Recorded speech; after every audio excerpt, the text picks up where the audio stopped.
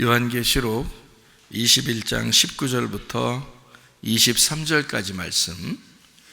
그 성의 성곽의 기초석은 각색 보석으로 꾸몄는데 첫째 기초석은 벼곡이요, 둘째는 남보석이요, 셋째는 옥수요, 넷째는 녹보석이요, 다섯째는 홍만호요, 여섯째는 홍보석이요, 일곱째는 황옥이요, 여덟째는 노곡이요, 아홉째는 담황옥이요, 열째는 비취옥이요, 열한째는 청옥이요, 열두째는 자수정이라.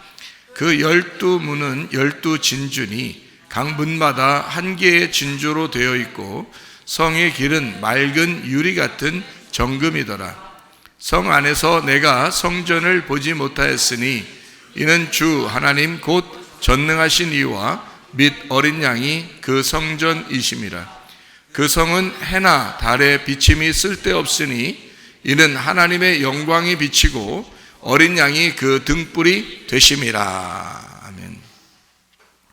오늘 이제 요한계시록 21장 19절부터 23절까지의 이 말씀은 요한계시록을 보는 사람들의 그 마지막 결론 부분과 같은 그런 내용입니다. 그러니까 이런 결론 부분을 잘 보게 되면 앞에 있는 내용들은 쉽게 이해할 수가 있겠죠. 그러니까 결론 부분을 잘 이해할 수 있도록 여러분과 제가 오늘 같이 보도록 해요. 이게 요한계시록 21장의 19절부터 23절까지의 말씀 보니까 보석이 12개가 나와요. 보석 다 좋아하시죠? 보석이 12개인데요. 이름이 뭐 다양해요. 보석 이름이 상당히 다양해요. 그래서 12보석이니까 야, 진짜 보석 이름도 다양하고 보석의 모양도 다 다양하고 이렇게 12개니까 참 좋다 이렇게 생각할 수 있어요. 그런데 이제 이거를 12이니까 12이면 여러분 생각할 때 성경에 예수님 제자가 몇 명이죠? 12제자죠. 구약에 이제 이스라엘 지파가 몇 개예요? 12지파죠. 그래서 12지파 또 신약에는 이제 12제자, 12로 이렇게 되었잖아요. 그러니까 구약에서도 신약에서도 다 12이라고 이렇게 일부러 해놓은 뭐 이유가 있을 거 아니에요. 그래서 이건 성경의 결론 부분에서는 12보석이 나오잖아요. 그러면 틀림없이 12보석은 구약으로 말하면 누구를 말하는 거예요? 이스라엘 지파들을 말하는 거죠. 이스라엘을 말하는 거고요. 신약으로 말하면 그 누구를 말하는 거예요? 12제자를 말하는 거죠. 12개 보석이니까. 구약에서도 제사장이 이렇게 가슴에 이렇게 흉배를 붙이고 있죠. 그 흉배에 이렇게 보석이 몇 개예요? 12개를 이렇게 다는. 이건 다 누구를 말하는 거예요? 이스라엘 지파를 얘기하는 것이다. 이렇게 12개 보석을 이렇게 가슴에 품고 있죠. 그 제사장은 예수님을 말하는 거예요. 우리를 위해서 이제 희생하시는 그 제사장으로서 이 땅에 오셔서 자기의 그 가슴에 누구를 품느냐면 이스라엘을 품고 계신 분이다. 이렇게 이해할 수 있는 거죠. 그죠? 그리고 이제 신약에서는 12제자를 예수님이 몸소 이제 데리고 다니면서 12제자와 함께 이제 생활을 하셨잖아요. 그러니까 그 주님의 그 가슴 안에, 주님의 마음 안에 12보석과 같은 그 보석이 있다. 근데 이제 그 전에 신약이든 구약이든 이렇게 이것이 뭐 이스라엘 백성이다 또는 그 주님의 제자들이다 이렇게 말을 자세하게 이렇게 하는 표현이 이제 아니고 이 요한계시록에 와서 천국의 모양을 어떻게 됐냐면 보석이 12개라는 거예요. 그 기초석의 보석이 12개라는 거예요. 그러니까 12보석을 이제 일부러 설명을 한 거를 보면 이게 이제 누구를 얘기하려고 12보석을 지금 이야기한 거라고요. 구약은 12지파, 신약은 12제자, 그리고 이제 12이라는 것으로 숫자를 내서 보석을 12개로 만들어 놨어요. 여러분 그 보석이 있으면 보석을 어떻게 여러분 산에 올라가면 보석 많나요? 뭐 강에 가면 보석이 많아요? 혹시? 물 혹시 반짝반짝했다고 그 보석인 줄 그런 건 아니잖아요. 산에 올라가서 돌이 갑자기 돌비늘 같은 거 있죠. 돌비늘 같은 거 있는데 그게 햇빛에 받으면 반짝반짝 하잖아요. 그런 거 보셨죠? 그런 거 보고 또 혹시 저거 보석이다 하고서 막 따라가 보면 돌비늘이죠. 그런 걸 얘기하는 것 같아요. 산에 올라가면 분명히 뭐 보석이라는 게 원래 뭐예요? 돌멩이입니다. 돌멩이에요. 보석 그러면 원래는 돌멩이에요. 근데 그 돌멩이 안에 그 이제 빛이 있는 그런 그 돌멩이인데, 그 돌멩이를, 그게 원래 있는 그 돌멩이를 가지고는 뭐 여러분이 뭐 속에 보석이 있는지 없는지도 잘 모르고, 그게 뭐 조금 빛이 있다 하더라도 그런 걸 가지고 이렇게 막 가지고 돌아다니고 이러는 사람은 없잖아요. 그리고 그런 게 뭐 귀하다 뭐 이런 걸 잘 모르잖아요. 근데 돌멩이가 있는데 그걸 갖다가 깨가지고 속을 이렇게 파내면요, 그게 이제 빛이 나는 돌이 있는 거예요, 그 안에. 근데 그걸 갖다가 그대로 빛이 있다고 해서 그거를 깨가지고 그걸 들고서 또 와서 또 팔아먹는다고 이렇게 하는 사람은 또 가격을 못 쳐준단 말이에요. 어떻게 하면은 그 보석이 이제 값어치가 더 많이 나죠? 예, 가공을 하는 거예요. 다 깎아내는 거예요. 제가 이제 그 보석을 깎는 사람들한테 물어봤거든요. 크리스탈도 그렇더라고요. 크리스탈도 이제 그 종류 중에 하나인데, 깎는 공장이 있었어요. 우리 그 저쪽에 사는데 거기 옆에 게 공장이 깎는 사람이 있었는데, 그분이 그걸 깎으면서 하는 말이, 이것을 6번 깎느냐 7번 깎느냐 8번 깎느냐에 따라서 가격이 틀리대요. 그러니까 많이 깎을수록 비싸답니다. 많이 깎을수록. 그러니까 많이 깎을수록 그 그러니까 깎는 그 면에 따라서 빛이 다른 거예요.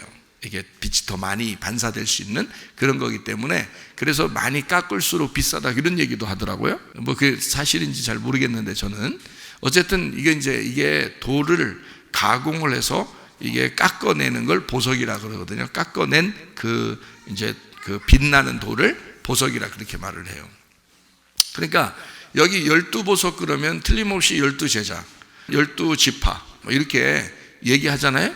그러면 첫 번째는 무슨 보석이요, 두 번째는 무슨 보석이요, 그러면 첫 번째는 베드로, 두 번째는 안드레, 세 번째는 마태, 이런 식으로 이제 또 하나씩 맞춰 놓는 사람도 있더라고요. 참 대단한 사람들이에요. 그거 참 그 시간도 상당히 많이 걸릴 텐데, 그거 하나씩 이렇게 맞춰서 하는 사람도 있더라고요. 또 이제 뭐 어떤 사람이 이제 구약을 이제 그 보석이니까 12개니까 뭐 요셉이라고 하고, 어떤 보석은 뭐 시므온이라고 그러고, 뭐 어떤 보석은 뭐 유다라고 그러고, 뭐 이렇게 하나씩 이제 이름을 그 보석의 이름 따라서 이렇게 12개로 맞춰놨는데, 사실은 그렇게 하면 너무 복잡한 거고요. 물론 그렇게 해서 자세하게 이렇게 아마 하나님의 어떤 의도가 있겠죠. 근데 12이라고 하는 12지파, 그리고 12제자, 그리고 12보석 이렇게 했을 때는 그 12이라고 하는 12보석이라는, 그리고 그렇게 생각하면 되고요. 그러면 보석이라는 건 깎아낸 거니까, 여러분과 제가 원래 태어난 거하고, 그거는 이제 그냥 돌멩이죠. 산에 있는 돌멩이. 우리가 태어난 것은 그냥 산의 돌멩이에요. 이 땅의 돌멩이로 태어났어요. 근데 이거를 많이 깎을수록 비싸진다는 거야. 그럼 보석이 되는 거야. 많이 깎을수록 보석이 되는 거야. 우리 속에는 이미 빛나는 돌이 있어요. 그 보석이라는. 근데 그것을 내가 하나님이 나를 많이 깎을수록, 많이 연단을 하고 많이 단련하고 많이 어려움을 당할수록 이게 더 많이 값어치가 빛나는 그런 그 돌이 된다는 거예요. 그러니까 여러분이 고난을 당하고 그러니까 이 고난을 당하고 고통을 당하고 힘들어하고 어려운 일들도 막 있잖아요. 그럴 때 너무 이렇게 그것을 막 짜증내고 그럴 필요는 없어요. 하나님이 나를 그만큼 단련하시는구나.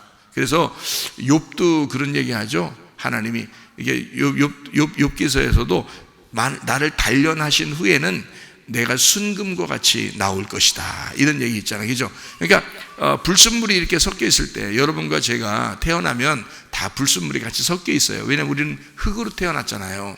흙으로. 그러면 흙이라는 것 안에 하나님의 영이 들어와서 여러분에게 하나님의 말씀이 들어갔어요. 그럼 하나님 말씀이 들어갔는데 여러분은 이미 흙덩어리야. 흙덩어리에 하나님의 영이 들어왔는데 이 흙덩어리를 다 제거해야 되지 않겠어요? 이 흙덩어리를 제거해야 하나님의 영이 온전하게 순금처럼 빛나게 나타나죠. 그러니까 여러분 믿음이 온전하게 순전한 믿음을 가지려고 해도 자꾸 불순물이 있단 말이에요, 우리 안에는. 그러니까 이런 불순물들을 자꾸 제거하면 제거할수록 이 순금과 같은 그 순진한 영, 깨끗한 영이, 그 깨끗한 말씀이 내 속에서 이렇게 가공돼서 나온다는 거죠. 그거를 보석이라 그렇게 말하는 겁니다. 보석. 그러니까 여기 있는 보석은 단련되고 깎아진 가공된 하나님의 백성들을 얘기하는 거라는 거지. 12보석. 그러니까 12로 이루어진, 자, 구약에는 틀림없이 12지파예요. 신약에는 틀림없이 12제자입니다.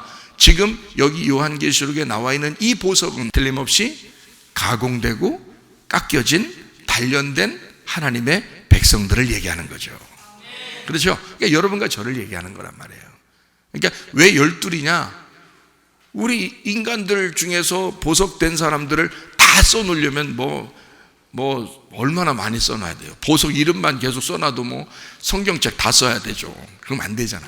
그게 아니고 모든 사람을 다 합해서 12이라고 표현하는 거예요. 제자들도 예수님 따라다니는 사람이 12명만 있었겠어요? 많은 사람이 따라다녔죠. 근데도 예수님은 12제자를 부르는 거예요. 왜? 모든 따라다니는 사람이 12이야 이렇게 말하는 거죠. 구약에서도 모든 하나님의 사람들, 백성들이 다 많은데 그 중에 하나님은 12이라고 표현하는 거예요. 그러니까 12지파에서 다 나오잖아요. 그럼 그 다 백성들이 다 그 하나님의 백성들이잖아요. 그 한 사람 한 사람 다 취급하고 싶죠. 근데 그를 12지파다, 너희들은 12지파야 이렇게 하고, 너희들은 12제자야 이렇게, 너희들은 12보석이야 이렇게 말하는 거예요. 그러니까 우리가 12보석이 되는 거죠. 그러니까 이건 깎아진 하나님의 사람들이다. 분명히 여러분을 하나님은 그냥 원석 그대로 쓰지 않고 여러분을 반드시 깎아서 보석으로 만드십니다. 그러니까 여러분은 단련될 때, 그 어려울 때, 그 돌 입장에서는 굉장히 힘들죠. 막 깎아내니까 막 힘들지만, 그렇지만 그것이 하나님이 나를 사랑하시는, 나를 값어치 있게 만들어내시는 하나님의 방법이다라고 하는 것을 깨달으시라 이 말입니다. 여러분의 가정에서는 참 힘들고 어려운 일들도 있을 수 있죠. 질병의 문제나 경제적인 문제나 자녀의 문제나 다 어려운 문제들이 있을 수 있죠. 그죠? 그럴 때 하나님이 나를 단련하시는구나, 나를 이렇게 깎아내셔서 어떻게든지 나를 비싸게 값어치를 치려고 그렇게 하시는구나. 그래서 요한계시록에는 결국에는 이런 보석을 12개를 놓음으로써 이것이 하나님의 성의 성곽이라는 거예요. 하나님의 성의 성곽의 기초가 된다. 그렇게 됐습니다. 그러니까 하나님의 성이라고 하는 건 천국이거든요. 새 예루살렘 성이에요. 새 예루살렘 성을 만드는데 세상에 12보석으로 만들겠다는 거예요. 그게 하나님의 백성이란 말이죠. 하나님의 백성. 이게 12보석이다. 그것은 다 깎여진, 그냥 돌멩이 자체를 얘기하는 게 아니라 깎여진 빛나는 돌이다.